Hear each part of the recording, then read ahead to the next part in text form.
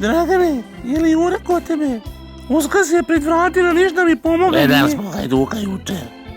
Popilo se malo više pa smo bacili tele iz popeke. Mrsili ste na Veliki petak? Znaš ti dobro da mi ne idemo ništa šta uši nema i šta ona stvar napravila nije. Usisala sam sama ciglu kuću, rebrisala su prašinu i prozore, ispekla 20 vrst kolača, dok sam utila 21. hitna me vozila, a ovo se na mobitel ne javlja.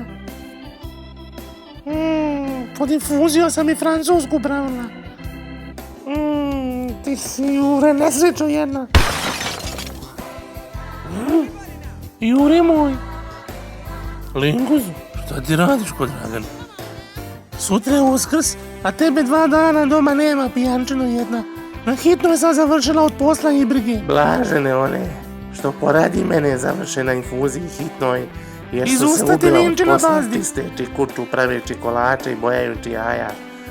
Njihovo je kraljestvo nebesko. Kako ću naučit pred materi prijateljica ako ne bude sve tipa? Kad moj prijatelj Isus sutra uskrsne, prvo će doći u nas da vidi ima li prašinu na regalu.